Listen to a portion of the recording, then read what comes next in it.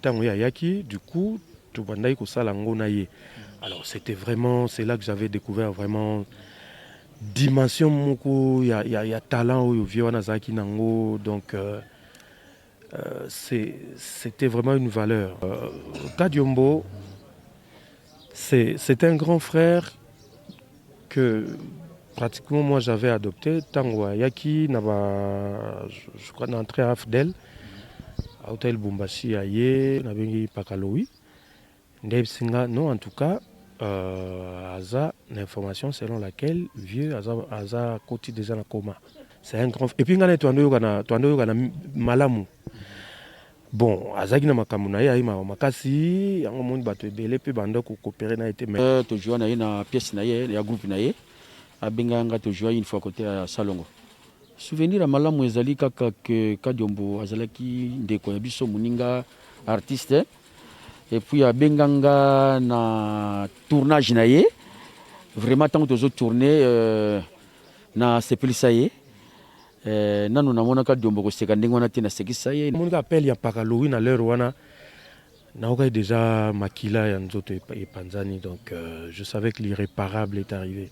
Et tout ça en publicité, tout ça en publicité il y a produit moko boye on a bimisa qui crie à quelle beauté tout ça qui naie on a qui travaille le tout ça naie mais lui il m'appréciait déjà parce qu'il m'avait découvert dans les stars du rire tantôt un autre travaillant à Bonbon Fifi.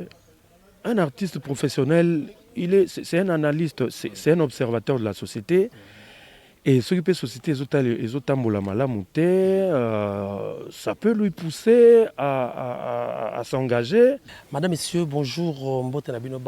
C'est avec beaucoup de regrets que beaucoup de monde a ici Awa.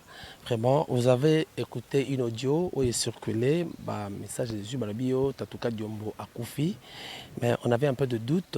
Les raisons pour lesquelles nous sommes descendus sur le terrain, à Oezali, résidence privée, il y a Tatouka Diombo. À Ouatozali, na commune à Mongafula, na Mitendi, arrêt en Vrago, avenue Bel Air, et c'est quand même de Kuta. Le pan aux airs au Canada, le pan aux airs résidence officielle, il y a un déco tatou, Kadiombo, né à Tikakibiso depuis 2 heures. Alors, il y a tout mégalement que sur la toile, c'est ce qui s'est passé.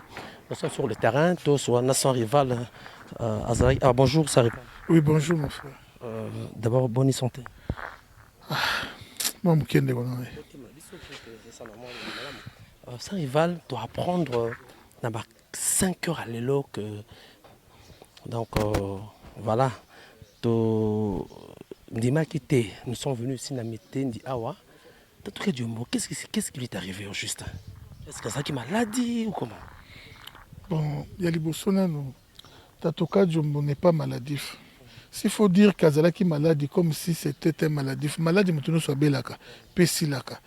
Maladie boye, Azalaka opéré, il y a 5-6 mois passés, après Zongi n'est bien, il a vaqué à ses occupations, c'est tout. Hein. À qui est en bonne santé. Hein. Si Manayango, bah pillé, basali, basali, mais santé des Azalaki. On avait entendu que c'était vrai aussi. Oui, c'était vrai. C'était ici. Ici.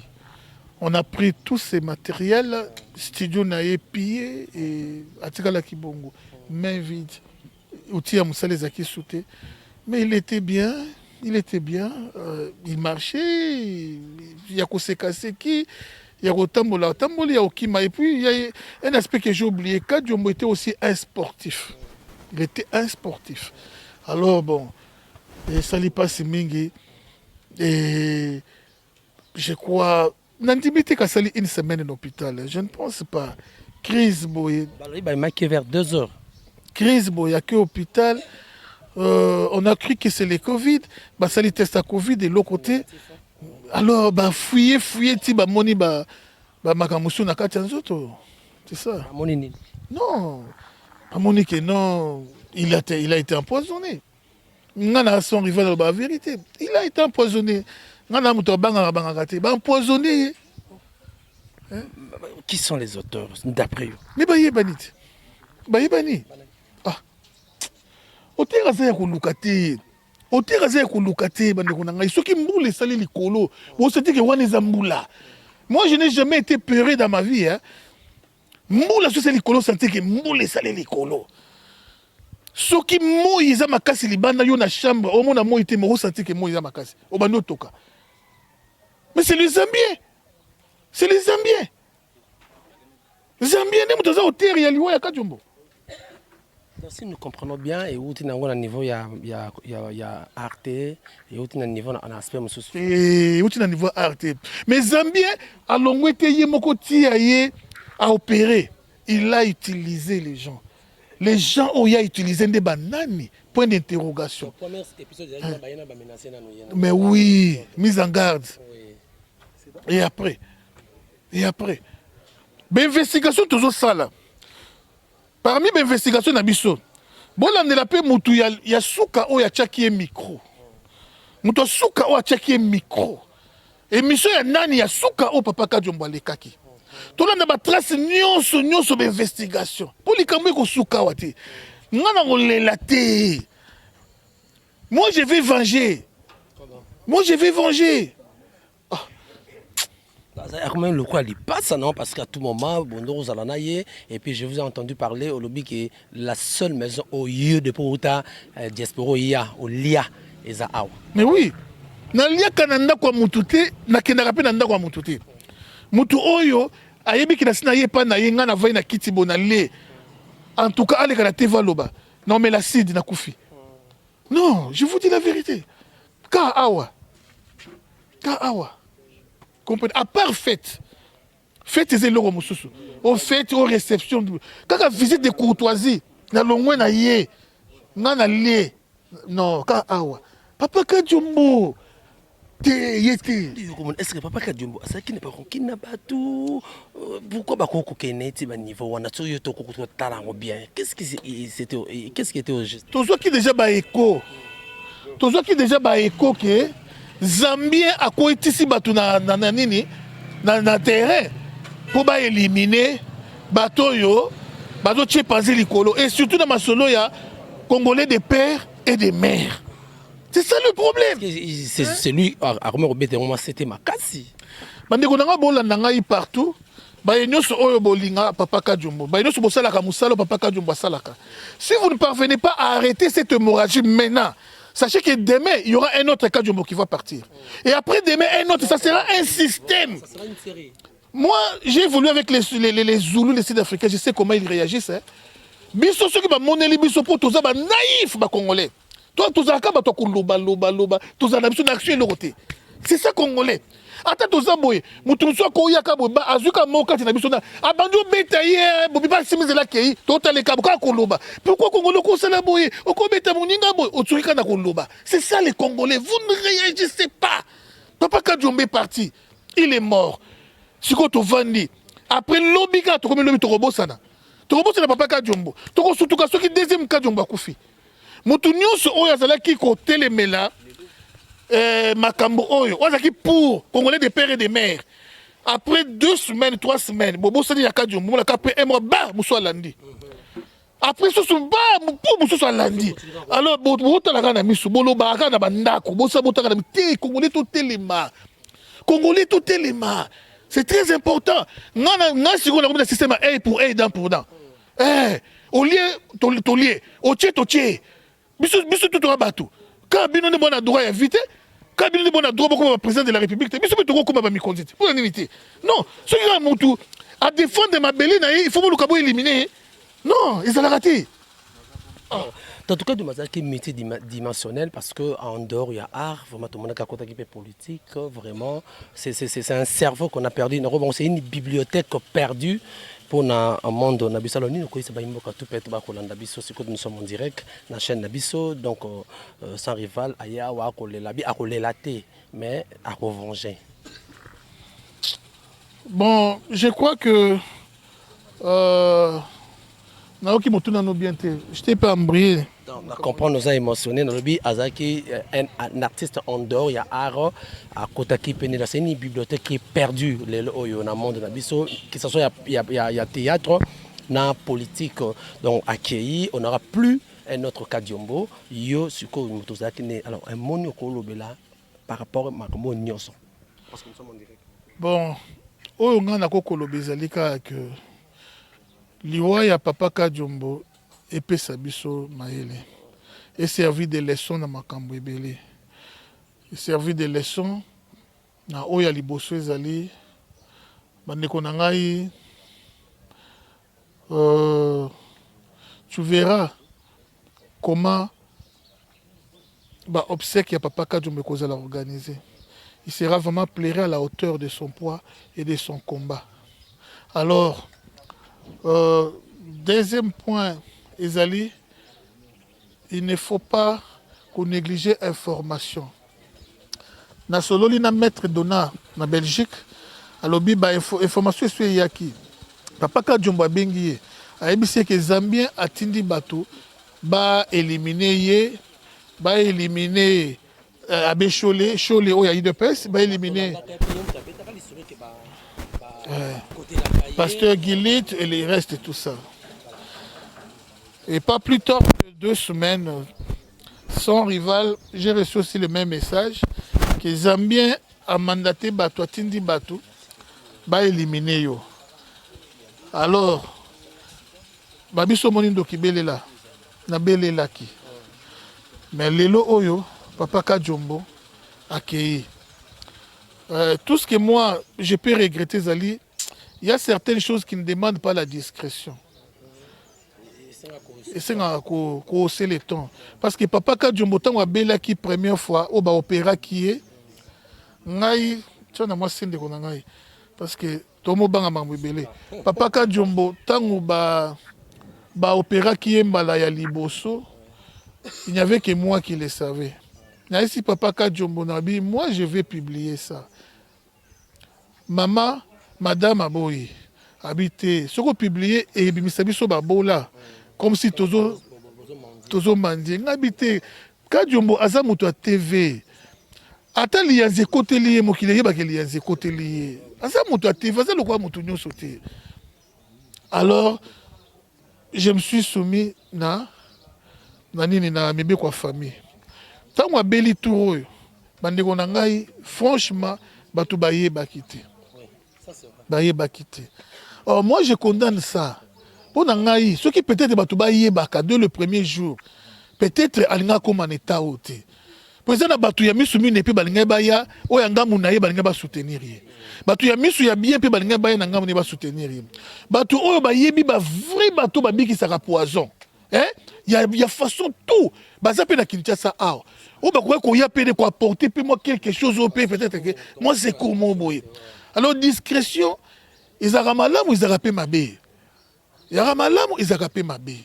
Alors en un mot Congolaises et Congolais, la meilleure façon de pleurer Papa Kadiombo, c'est de l'évangile. Il faut venger Papa Kadiombo. Pourquoi motivation pour nous? Moi, je suis un homme de Dieu. Je suis un homme de Dieu. Je suis trop pour combat pasteur et sans moi.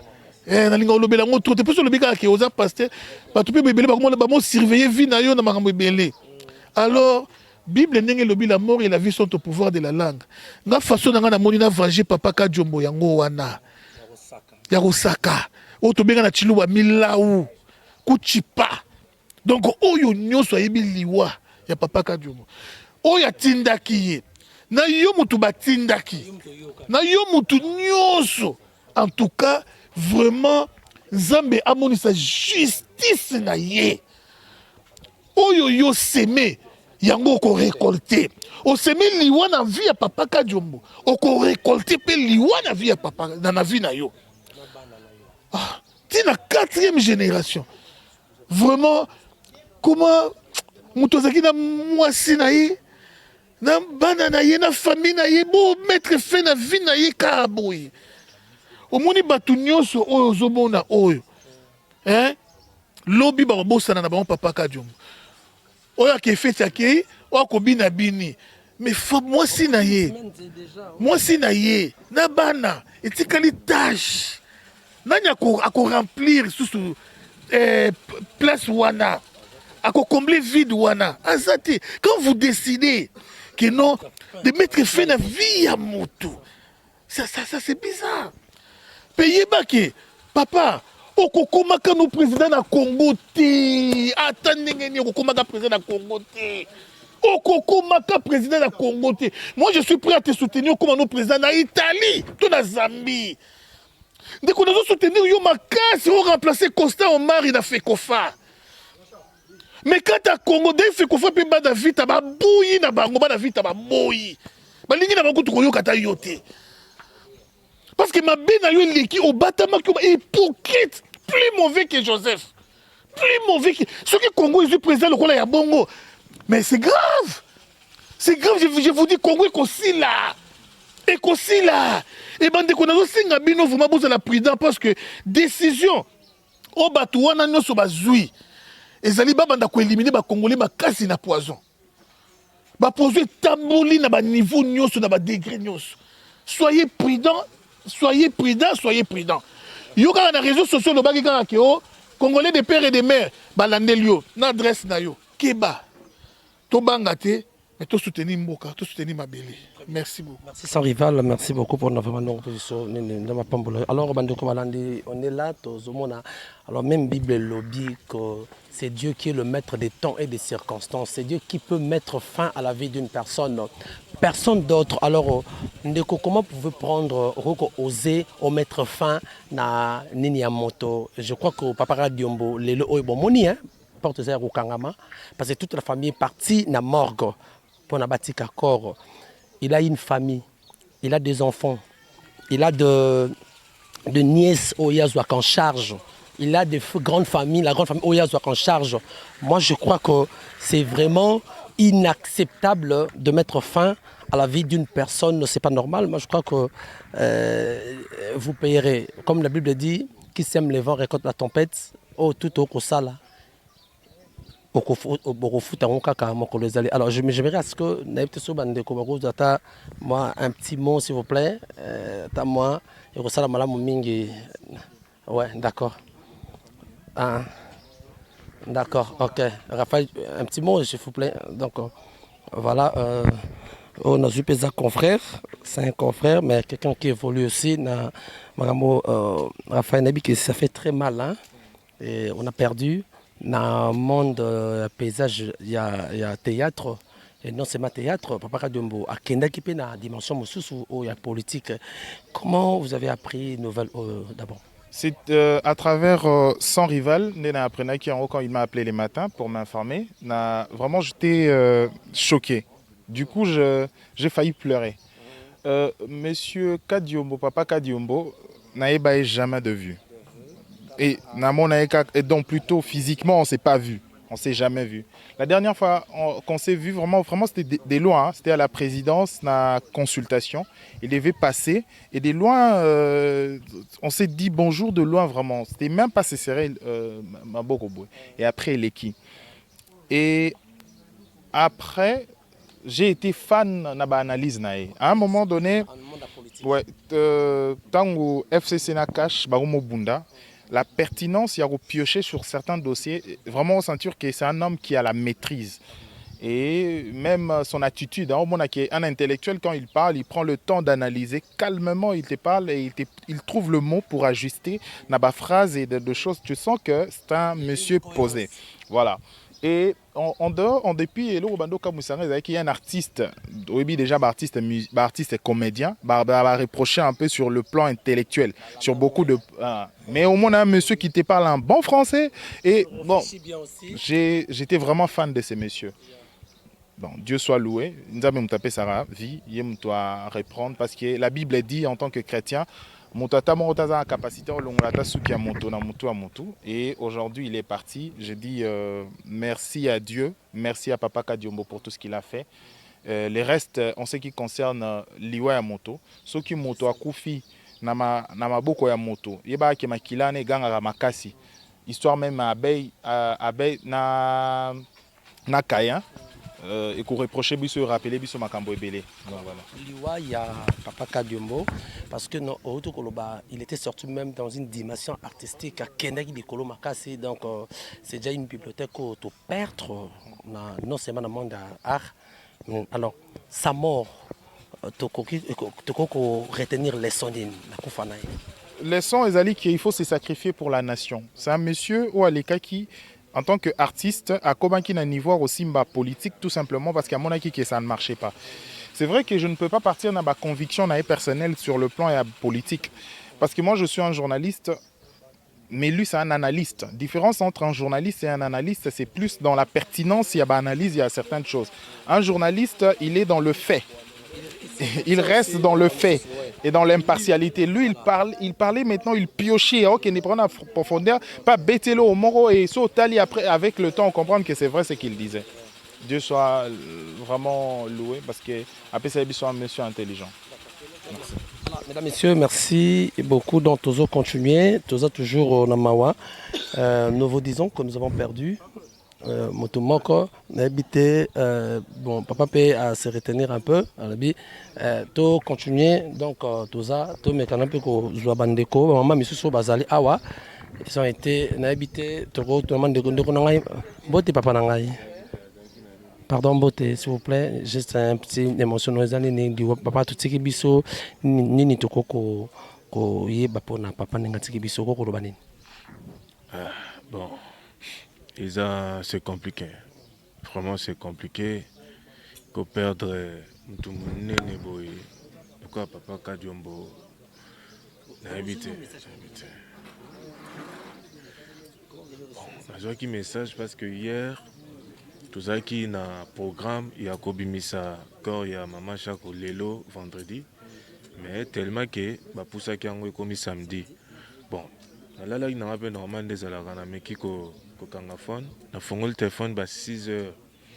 Brandé obenganga depuis 3 heures 4 heures dans une chose ba message que non artiste parce que baby que ngani mnaza président ya groupe na hein donc ba un message et puis tant la muki on a dit non mais ce n'est pas vrai na la muki na sokoli mbango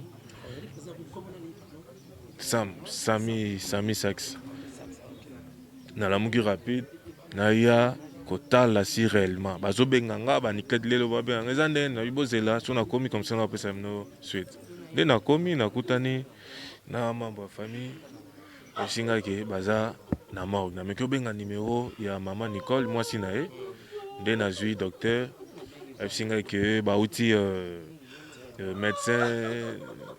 médecin nini ozaka hôpital ya tete hôpital eza na ville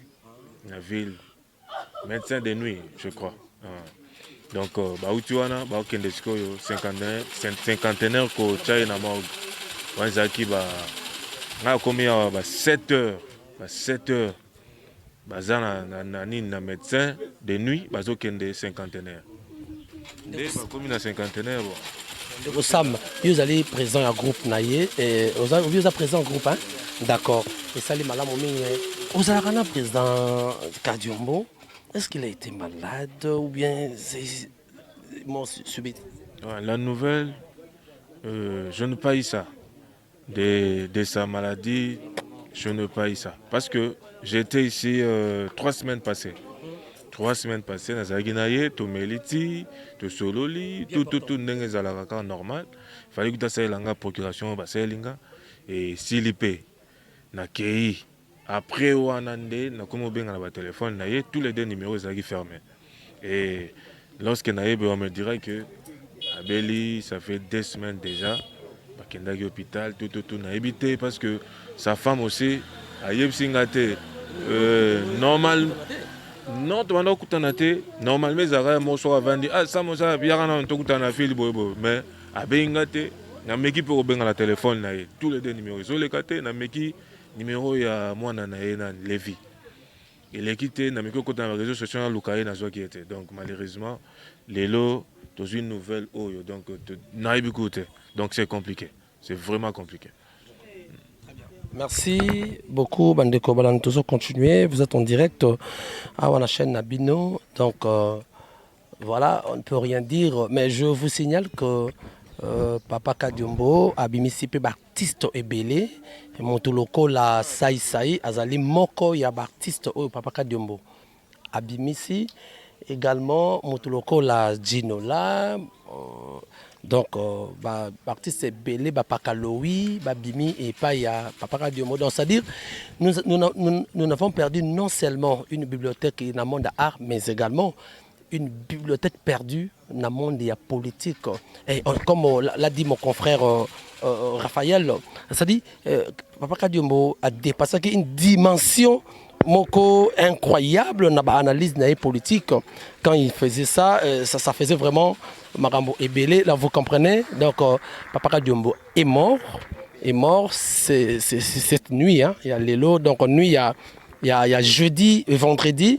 À Tikibiso, donc nuit, il y a le 15 et le 16 juillet 2021.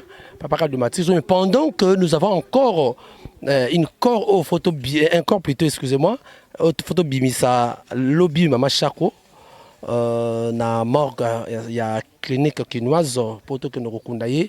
Malheureusement le monde du théâtre vient d'être frappé na makambo o etali mort ya Papa Kadiombo.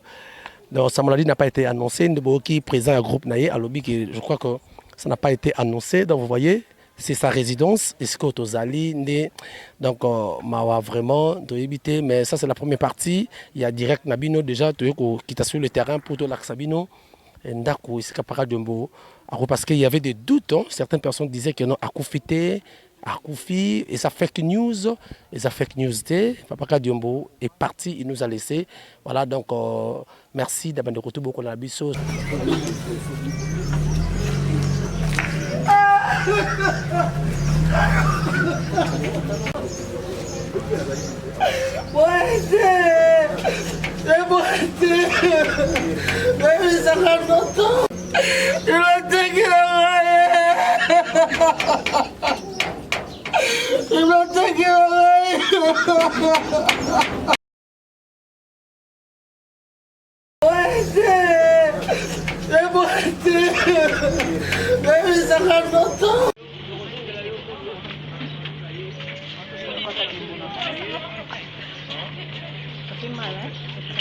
On a bateau pour la portail.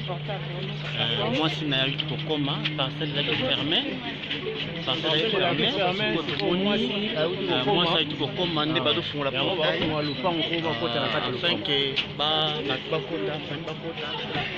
c'est vraiment triste comme vous voyez. Pour ça, la résidence, il y a Eric. Papa Diombo.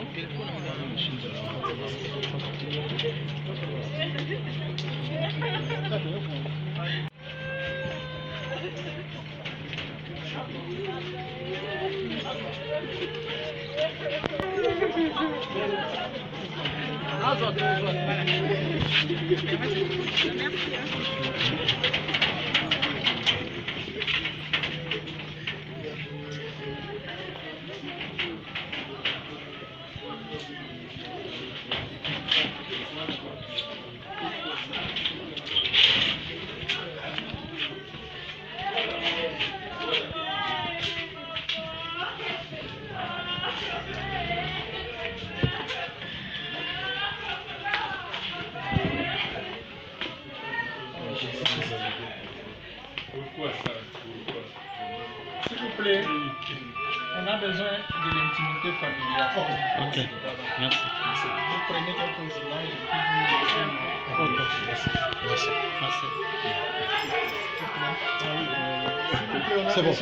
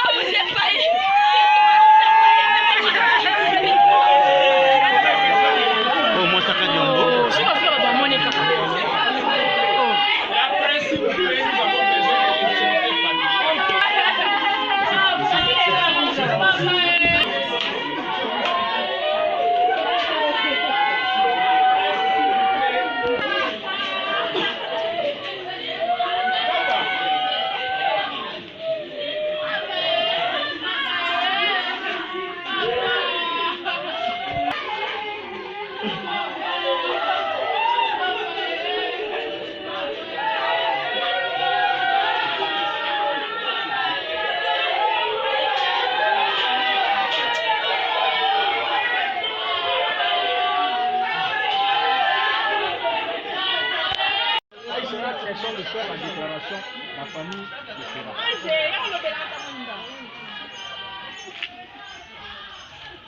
Je pense que au tout comme on a voilà, les alliés bongo toza na parcelle familiale. Famille tout kokota boy tout comme on a na mwasi na ye moko ba ye famille balobi ba so la basa déclaration ya liwa ya papa ya Kadiombo et puis tous allés awa na monga fula juste na quartier en vrague na avenue Belle Heure ya onde tous awa pona kota sabino liwa ya papa Kadiombo.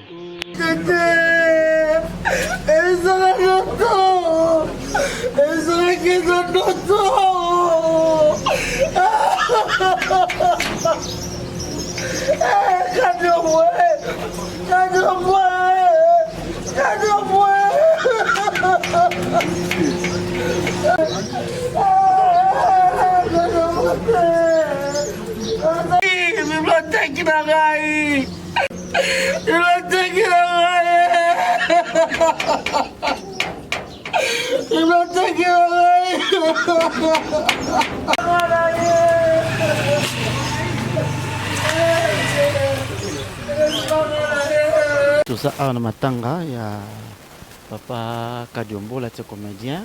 Je pense que dans Panja bozo mona bonne présence ya président Bodo na moni Tito na moni maso coupé Pakalowi à la résidence naie to luka parce que na moni Bodo azali wana zamu to travailler ki na mingi surtout et puis na moni mona nae na monde artistique Pakalowi azali awa to luka to tendre mon micro to mekepe to yeba est-ce que vous présentez un malade, un malaise ou comment tu vas évoluer qui n'a rien nini et le format tout ça là wana to ka to pusana to bazo soana no to pusana to yeba qu'est-ce qui s'est passé par rapport ya liwana ye parce que moi ba incompréhension mo belé par rapport à ça mais to yeba to me ka to so baninga na ye ya musala voilà.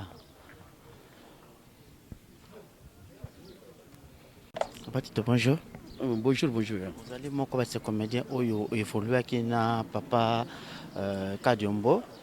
Tonto yeba maman oyo sangone komi le natongo yuzaki wapi et puis surtout évolué qui na ye bustika ki bojua na ye mingi. Bon, zaki lobi na pokwa na zaki vidéo moko boye. Na zaki vidéo moko boye bazo sala émission moko na ser moko boye. Na yoki ba moi ba commentaire belé que aliwa na ye bon na meko zape vidéo ngo imaginative la ki Bodo après na tongo pour na vidéo là ba que azana AJJ ndé na landaki na tongo ba ko prendre ngaki siko que akufi na bengi rock a confirmer yango moni ke to ya sala ke bo joua na ye déjà moi mingi to joua na ye na pièce na ye ya groupe na ye a benga nga to joua une fois côté à Salongo. Avant après une semaine, 2 semaines, non, tout le monde a gagné.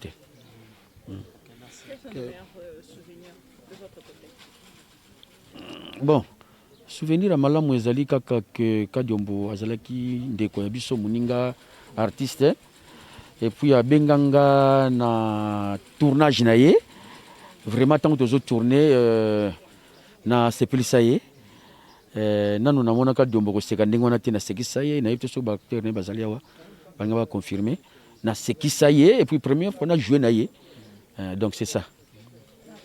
OK, merci beaucoup. Merci beaucoup. Président, partout dans le monde, on a évité message généraux ça tout partout par rapport à l'ICAM comme le bino parce que autour déjà déjà maman Chako votre impression par rapport il y a deuxième l'ICAM comme le bino.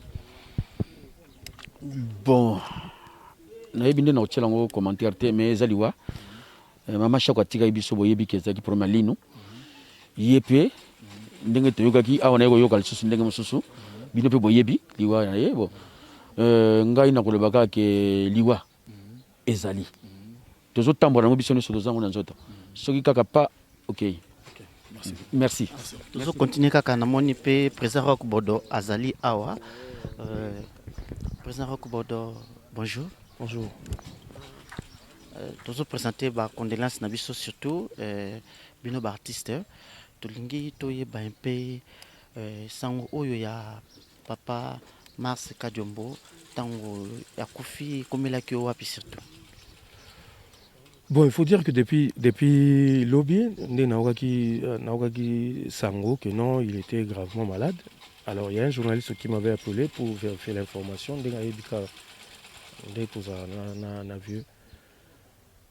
Alors, le roi n'a une information, Naogaki Sango est malade. J'ai essayé d'appeler, n'a pas numéro Naemi Balé, ça ne.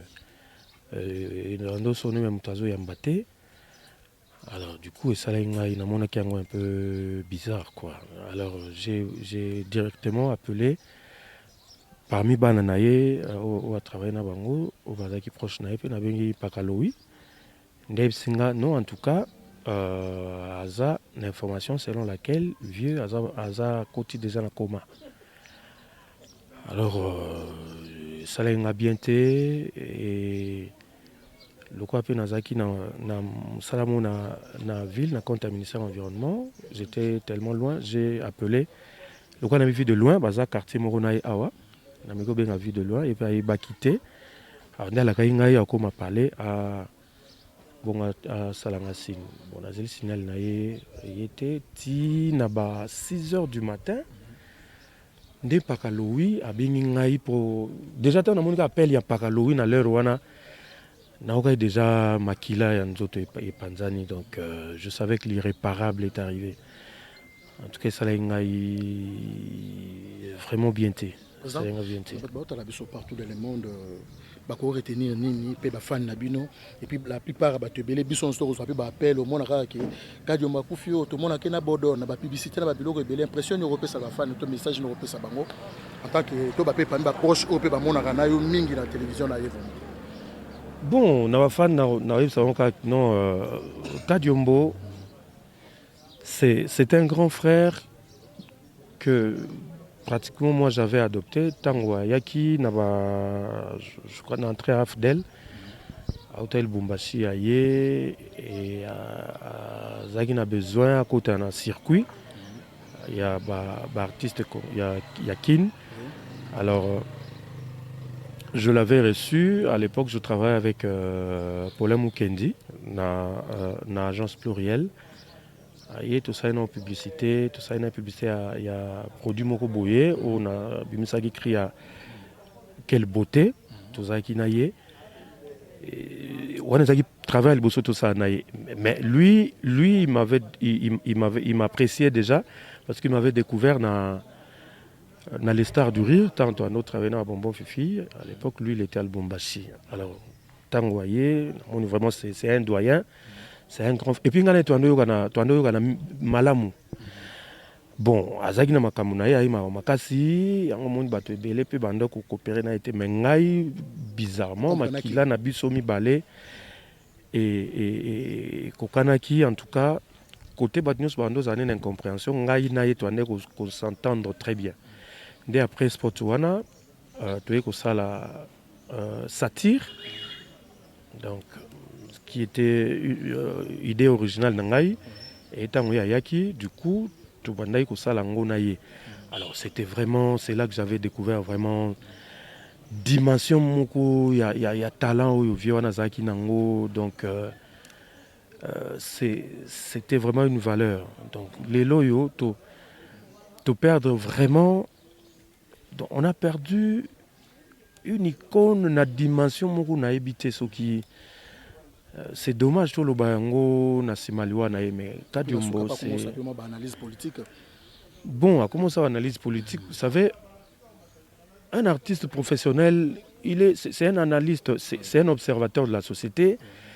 Et ce qui peut société les autres ça peut lui pousser à s'engager pour faire bouger les choses. Je crois, analyse naïe, qui ras-le-bol. Il y a comme que société nabiso, Congo nabiso, ils ont avancé, il y a tout le tas de problèmes. C'est pourquoi, au-delà, il y a scène, il avait voulu porter sa voix de manière à sensibiliser les gens, de manière en tout cas à faire bouger les choses. Donc c'est... Non, pas du tout. Enfin, la dernière maladie, là, je n'étais pas informé. Mais il y a, je crois, 3 mois, il était hospitalisé. Quand je l'avais appris, je l'avais appelé. Il ne décrochait pas. Et puis après, je crois, après 2 jours, il m'a rappelé pour me dire que non, il était vraiment dans un état critique. Il était en réanimation. Mais cette fois-ci, je n'étais pas informé. J'étais informé hier que non, il était gravement malade. Il est temps de chercher à vérifier et l'irréparable est arrivé. Merci beaucoup. Je vous en prie. Courage. Merci. Okay, merci.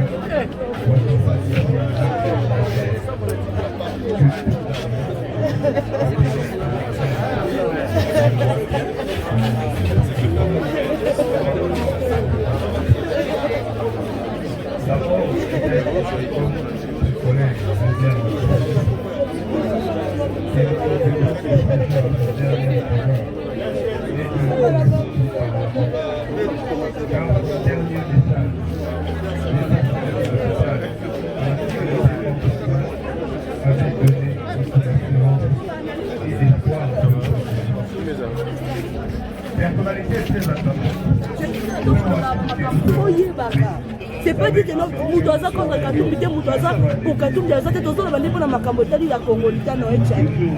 Si vous tenez mon côté, ça m'a tout beau. Pour vous tenir les babani, va menacer, vous tenez les babani, va cheminer mon niveau. Bana bateli ba ofene po bino ka boni bo se pelisa Katumbi. Ata Katumbi oso bonia za president vraiment makambo apolo. Tu ko komi ko ya ko menacer ba to na insécurité. Donc to lo ba le biso to za ba impolite makaba politicien. Donc to lo ba le biso biso ba la ba li ko lo ba mini. Mais aujourd'hui Max Kadiobo n'est plus. Les CG qu'on vous a appelé parce que Joël Kadé a zo comme le bic n'avait pas qu'on m'a informé lobby à partir de émission au concert de Gloria Salaki. Donc Gloria Salaki émission quand ça Congo boyan des ba tout ce qu'on est ba comme copain la paix les boutique papa Kadiobo boy moi mboka ça marque la dit que le gars la le papa Kadiobo. Si on normal nous sommes en sécurité quand on dit que un parti politique oyo vous connaissez pas le nombre de vos communicateurs. Vous connaissez vos ça réunion pour boy ba vraiment communicateur autant. Mais l'autre là pendant 18 ans, il va nombre de communicateurs. Et on dit que le film qui sera après ça, on dit que le film c'est pas bien. Parce que Diombo ça qui n'est pas le politique va récompenser lobby à côté de la cabinet, dans le directeur de la cabinet tout azana non. Azaki on a pas até ya biso. Biso to go beta do ya bi, on est revenu mettre d'école. Pour ça tu analyse na il faut tirer moi le comment on la carte. Yango ba biso to ndoko jo ko sa ba analyse. Mais ya mutu ko tika ba. Et comme ko bangisa, ba kokele na ndako pa parti yo ko so ndako. Là ba côté là qui est normalement de to qui est professionnel au sein. Toyoka qui ba côté là qui est Nanda, 2 fois. Deuxième fois, et ça vraiment, Nanzoto, papa, âge plus na choc, comment on a vraiment papa, Marsa, comment ils ont ça la passe. Vous êtes recondamné, famille, qui était pour la nuit. Et ça fait mon choc. Mais on va dénoncer comment? On dit qu'il y a le quoi, il parle en on dénonce nous. On y a quand même pas contre les gens qui non. À ça intellectuel, il n'y a pas avocat, il n'y a pas salaire qui wana, il n'y a pas de bande pour ça, il n'y a pas porter la plainte. Pas comme c'est ça. Après il y a des mamans qui ont le quoi, moi, mon cabo, va côté la bande, va filmer dans le nez, bah qui va côté la qui n'a pas de c'est intellectuel. À sa bibliothèque, il y a qui va enquête, qui va mener banquette, va quand la bateau va côté la qui n'est pas une femme pour ça là. Mais normalement, on ne connaît pas, il faut qu'on demande à ses avocats. On va dire qu'il va dire qu'on mener banquette, on a suspecté personne. Mais de son numéro, qu'est-ce qui s'est passé au juste? Par éternel, ceux qui a par rapport à ton frère, tout ce qui va refaire ça.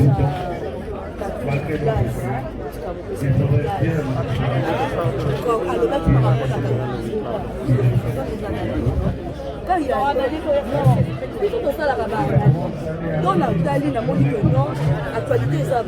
papa Maxime, tant qu'il est bibliothèque à Saline, tant qu'il est aussi du Katanga, pourquoi ça a Katangé? Il y a une histoire à Katanga, a expliqué plus que non, comme ça. Comment Katum verra au Tekabambis, sans le vivre des infractions.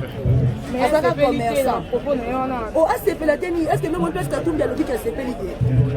Pour tout ça, il faut pas critiquer. Ça n'est pas Somba, Mandia, journaliste à opposition bien faire. Oh, bah, ça permet de dire, bah, CP la qui vont nous, bah, bien faire.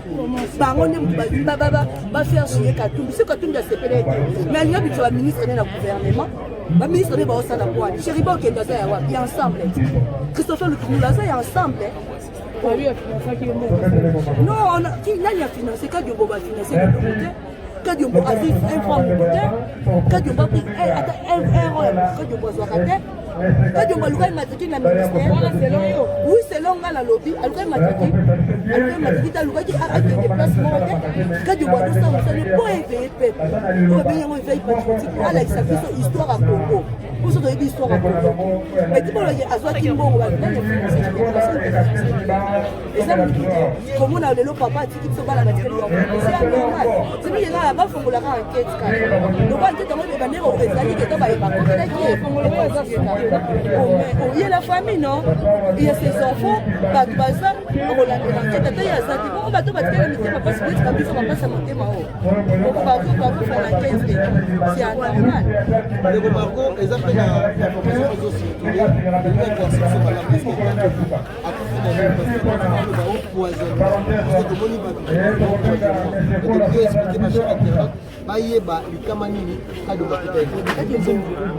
normalement il va pas côté là qui choc on a roulé là papa a fait là ma baba me kwa makasi ya mwana wani kwa la ndio c'est ça là